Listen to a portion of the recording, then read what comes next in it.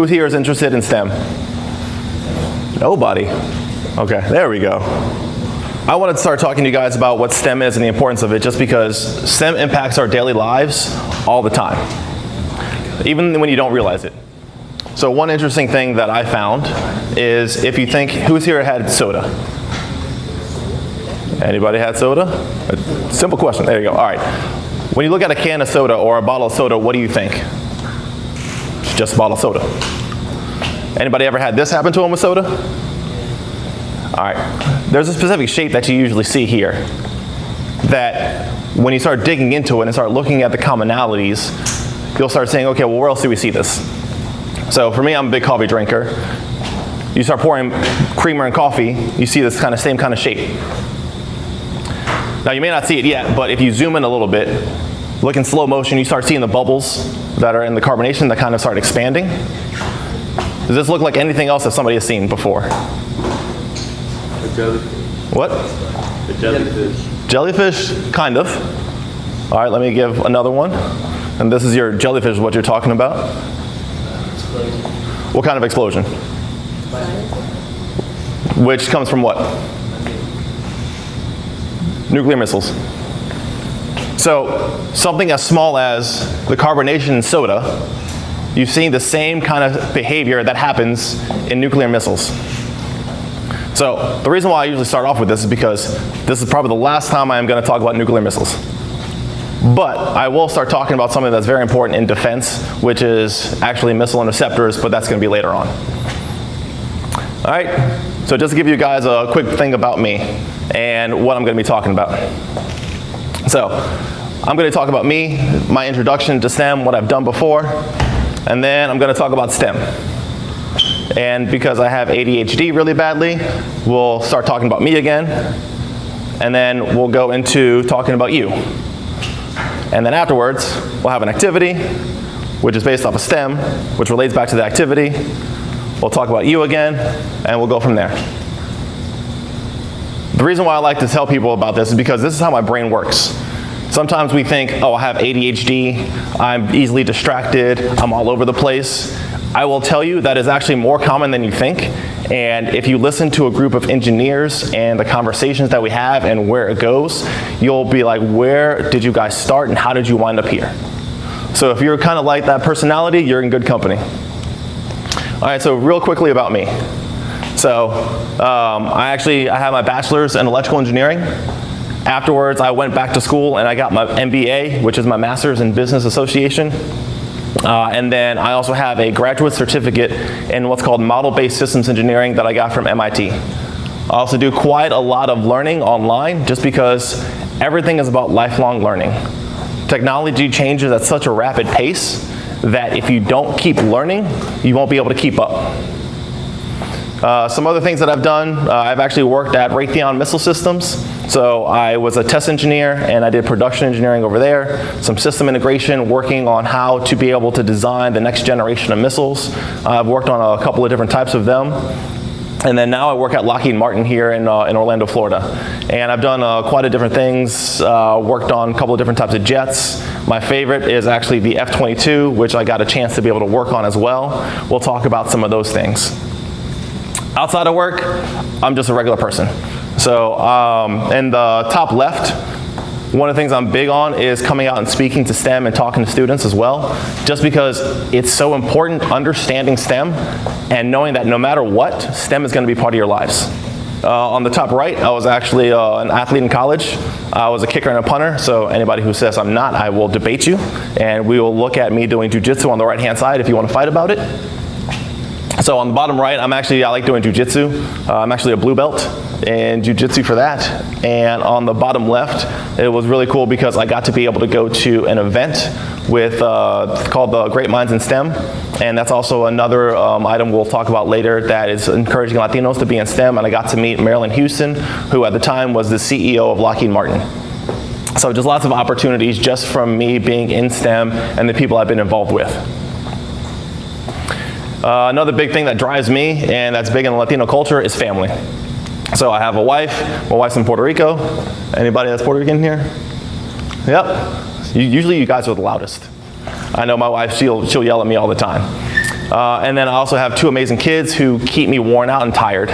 So this is my daughter, who she is 5 and she runs around.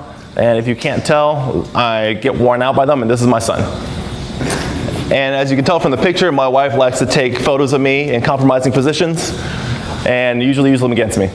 All right, so who here knows what STEM stands for? Science, technology, engineering, and mathematics. I'm not going to say you're not allowed to use that on the test. Don't let people constrain you from things that are in front of you. So yes, science, technology, engineering, and math. Can anybody give me an example of science? But like what give me a class. Chemistry? Yeah. What about math? All right, let me put it this way. Tell me your least favorite math class that you hate. Geometry. That was quick, but that's a math. Pre-calculus? I didn't like geometry either. That was my least favorite. I was big into, surprisingly for me, calculus was easier than geometry. Anybody here taking calculus? No calculus yet? Some? Awesome, good. So I might be a little bit biased, but in my opinion, engineering is the best of all the STEM ones. Just because when you think about like chemistry, biology, you're just kind of observing things. Same thing with math, you're just working on equations. For engineering, you actually get to take things that are ideas and then you apply them and make something real out of them. We'll show you in a couple slides just some examples of those kind of things. All right, so who here knows what civil engineering is? It's like building roads, houses. Roads, houses, what do you see up there in the picture? Bridges. So think infrastructure. Your different types of buildings, your roadways, whether they're done good or poorly, you can kind of tell. Anybody here been stuck in traffic? Blame a civil engineer for not designing it enough to have the flow of traffic. Don't blame me. Civil engineering is a big important thing because my sister is actually a civil engineer. You need buildings, bridges, those kind of things. Another type of engineering is mechanical engineering. Give me an example of if somebody knows what mechanical engineers do. What do you think they work on? Cars? Yeah. What else? Devices. What was that? Devices. What was that? Devices. Yeah, what kind of devices? That's fine. But yes, there are different types of devices. So you think fins on a plane, they work on rocket motors. I've worked on a couple of mechanical engineers that help me out with that. Big one that people think about is cars and car engines. All right, electrical engineering, the best of the bunch. What do you think electrical engineers do? Power plants, that's one of them. That's when we talk about power systems, big electrical engineering factories that produce power for cities. What else? Anybody here have a cell phone? Exactly, okay, so cell phones, electronics.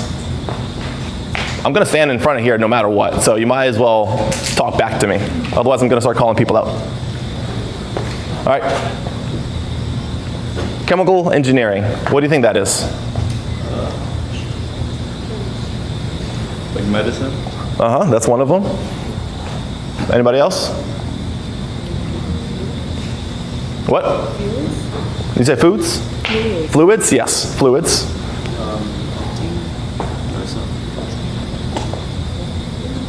That's one. One thing that we don't think about that chemical engineering is involved in is food. You ever wonder how your food gets processed? How they know what chemicals to make sure it cooks correctly? So chemical engineers are very involved in food as well that we eat. Also, the containers. You think about plastics. You have to be able to develop the plastics from all that. All right, and then software engineering.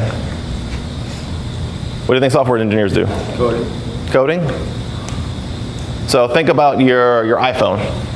Your iPhone, the software that it's built on for you to be able to use it. Think about different types of apps that you use. All that is software engineering.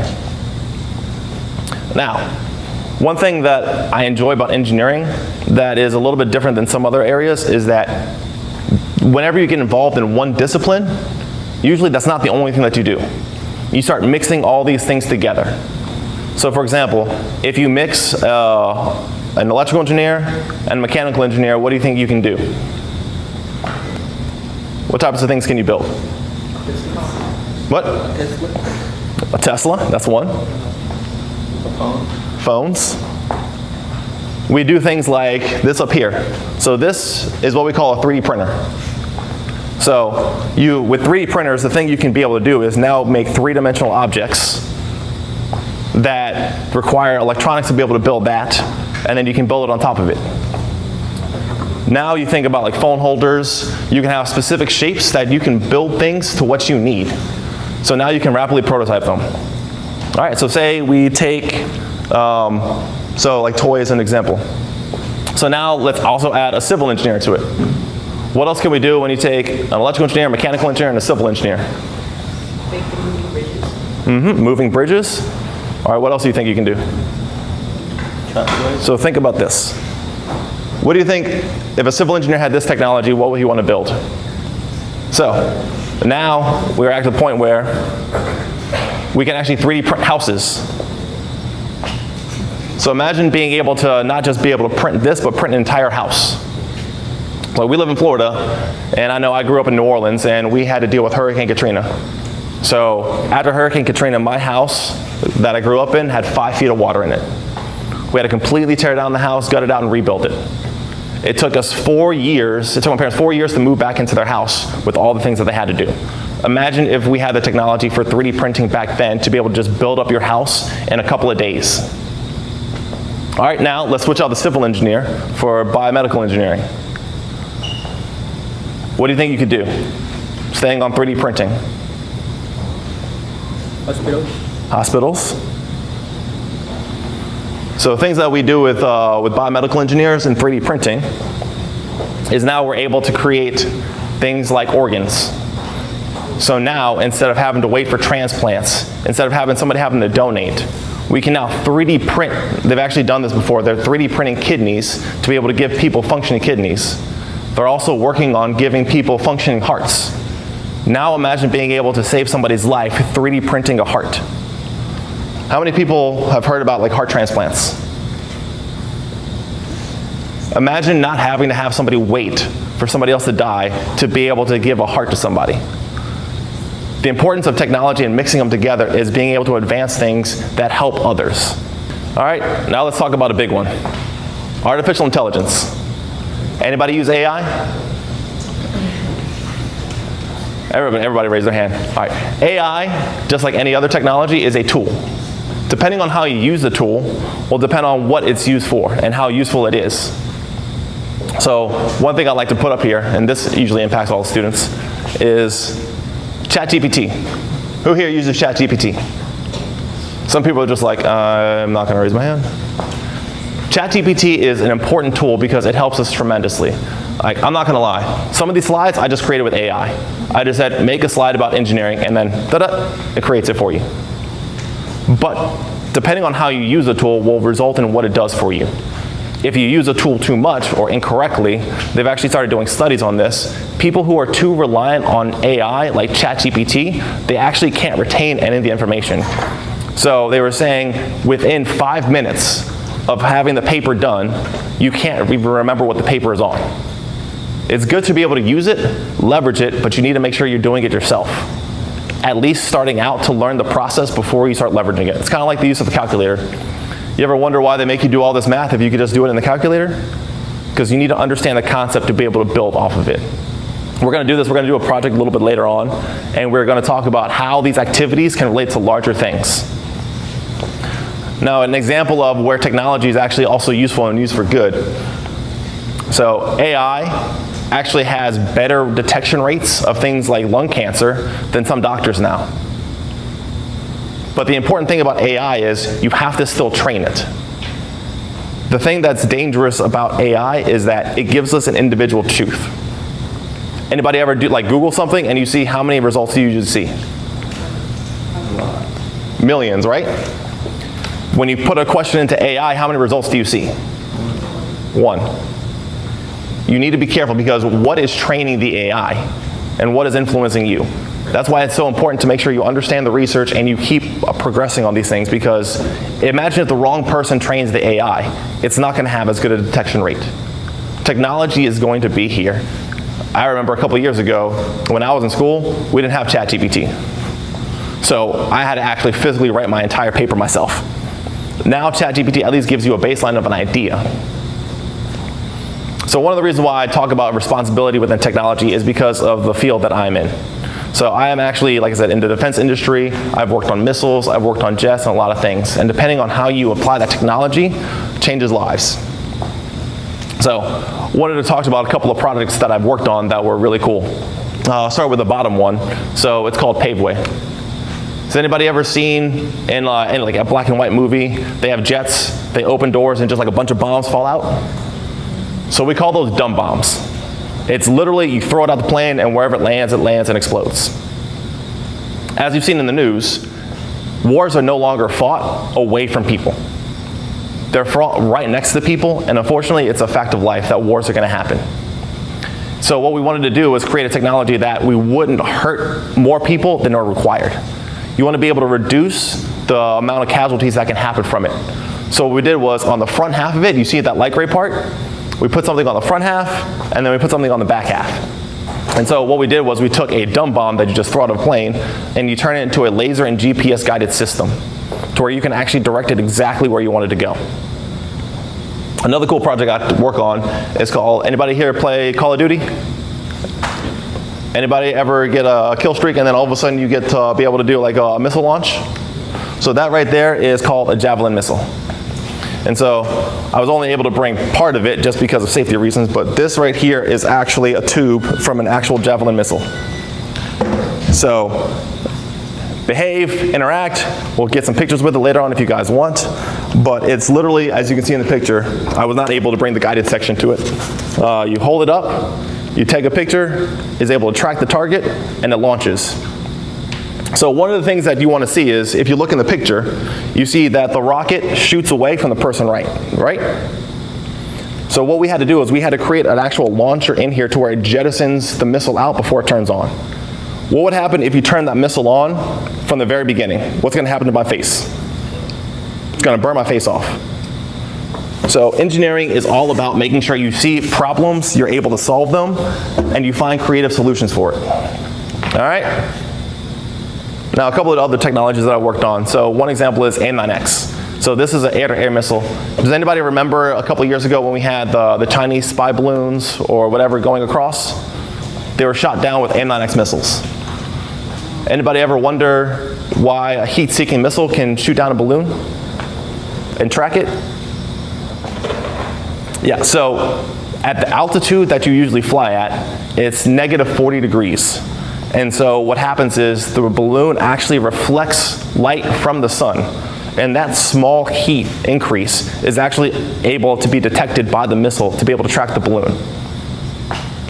Anybody ever wonder why they just didn't like shoot a bullet at it and pop it instead of like using a $100,000 missile?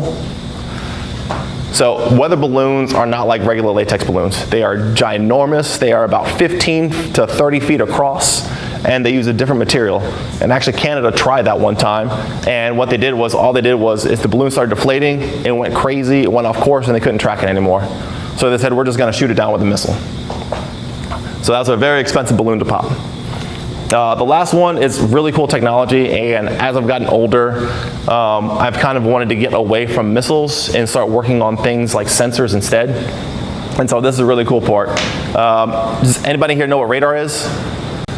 Radar? Anybody ever seen on movies where you see like a green screen and like something's going around and you see little dots on it?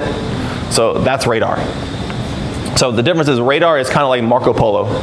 Anybody in here ever play, did they still play Marco Polo? Yeah. All right.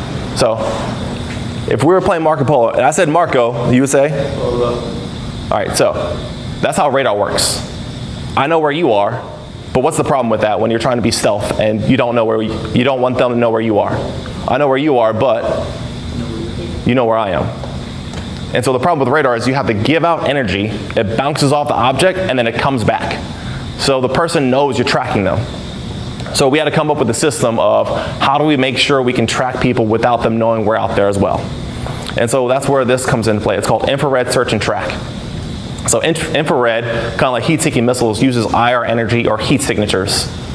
So we're able to actively look at heat and track them across items. So that way we can passively track jets and things like that. So that way we know where they are, but they don't know where we are. Who saw the new Top Gun movie? The Maverick, where he's flying in a F-14. So we call that a 4th gen fighter. And then he gets snuck up on by Russian 5th jet fighters. So if he had this, he would have never been put in that situation. It would have been a much more boring movie, but 4th gen fighters are able to track items because every jet has what? An engine. So you have to track heat signatures. All right. This right here is a document that I made sure was unclassified before I showed you guys. So this is also an out brief from the Missile Defense Agency. Anybody ever think about what's going on in the Middle East with them shooting missiles at each other? No? Okay, good. So I just want to make sure I'm explaining this correctly to you guys, so you don't worry. So one of the things that I've mentioned earlier is like nuclear missiles. So if you ever heard the term ICBM, that stands for Intercontinental Ballistic Missile. So that is missiles shot from one country that travel a really far distance to come to another country. So the importance of that is, how do you know we're protected? So what we have here is what happens. So if they were to launch a missile from one side, going from left to right, since they have to travel so far, they actually have to go into space. And so what we found out is we have the technology to be able to track these items that go super fast with our own. And so we actually have something called missile interceptors that work on being able to track missiles that go into space that are coming back to us. So the really cool thing about these is that instead of shooting it down with another missile and exploding it, these use kinetic energy, meaning they will travel and then just use energy and run into it so fast that it explodes. If you look on the top left-hand side, that's called an EKV, or exo-atmospheric kill vehicle. So what this will do is it'll get launched into space, it'll track where the missile is, and then it'll run into it.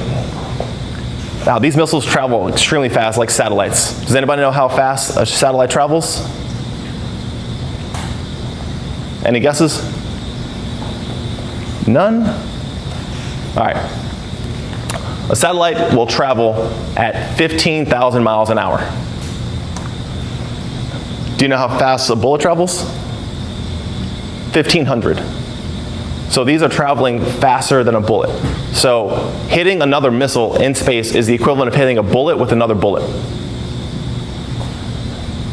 And what we do is we actually shoot these and try to make sure I kind of bring this down a little bit. Anybody know if you need to get somewhere, what do you use? If you don't know where you're going before, you use a what? GPS. GPS is used what? Satellites? All right. Satellite technology for GPS tracking is a little bit unreliable in space. So, how do you track something if you're not using GPS of where you're going? What do you think you would do?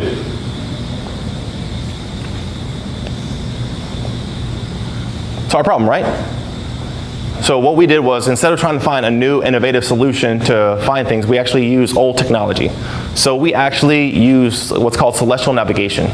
So what these do is they go into space, the EKV actually looks at the stars, and based where the stars are, it knows where it is in orbit. So it's actually able to use star navigation just like they used to in crossing the sea to be able to find out where it is. So we don't always have to use new technology and find a new way to do it. We can take old things and figure out how to be able to use them in a proper way.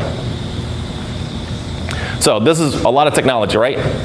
It's probably like, okay, well, you need to have like straight A's or do really good in school in order to be able to do any of this. Who thinks that? A little bit?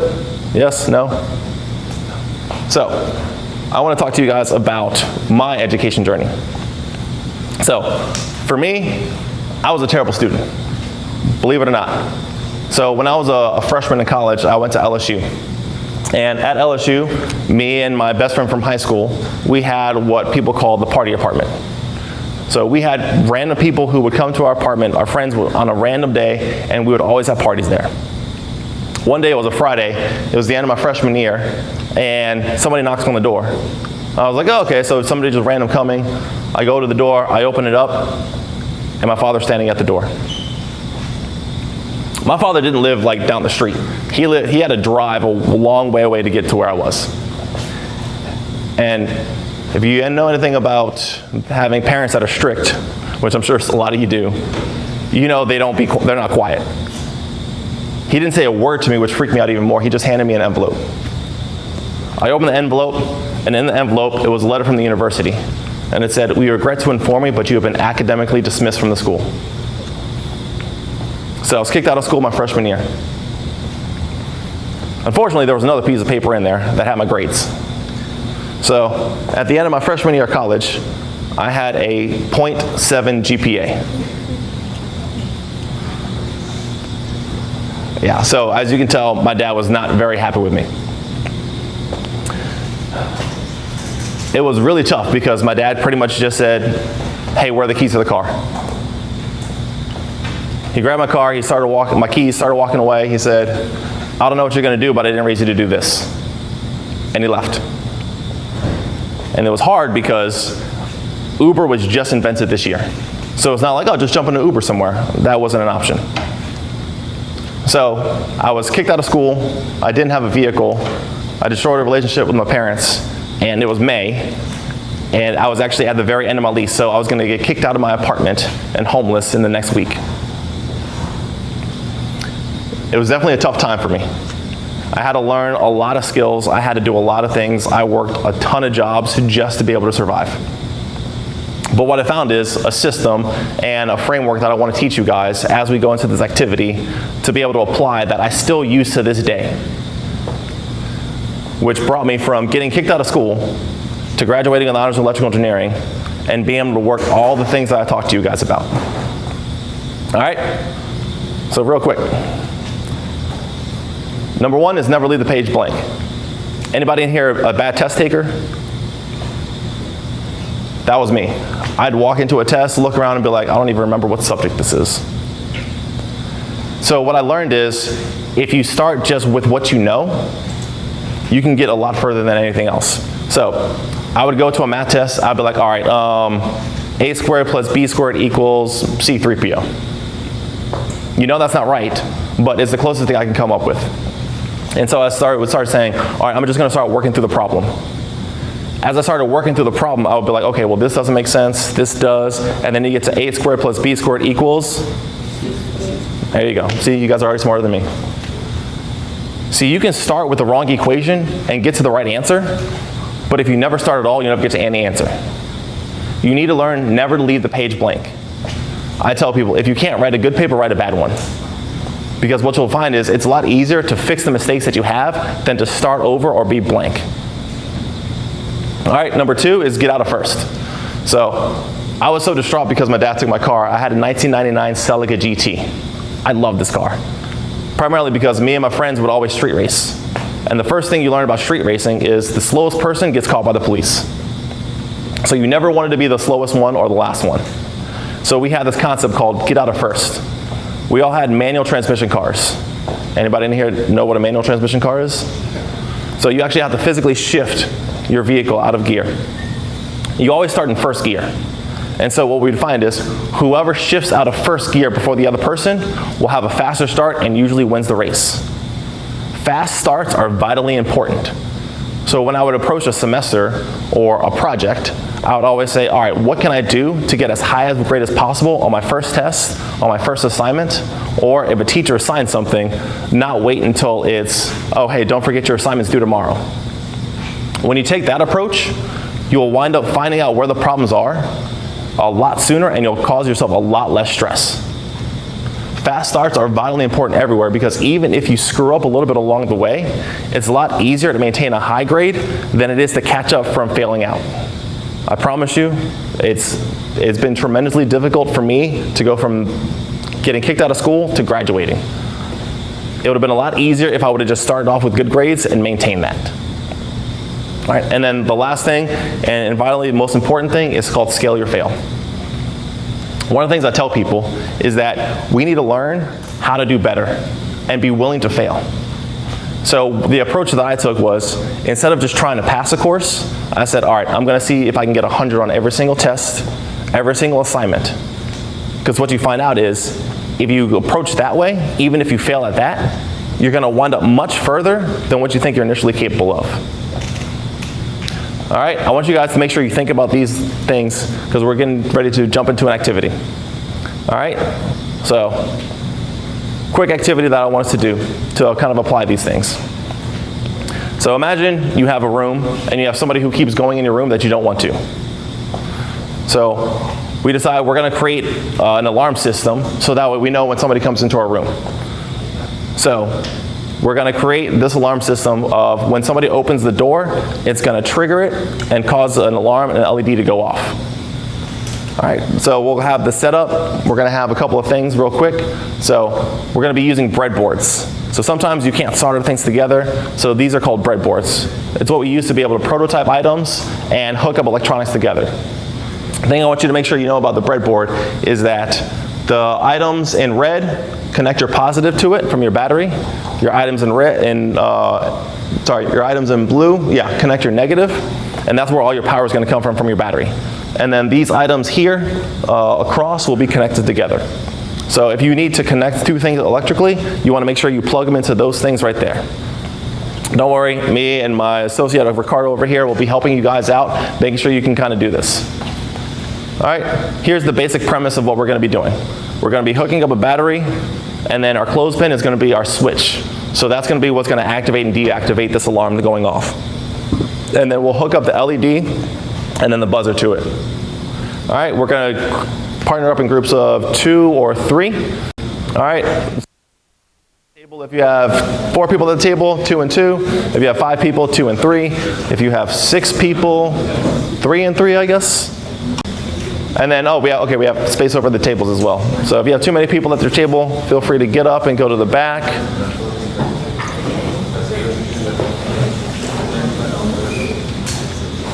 All right. We're going to have 20 minutes for this activity.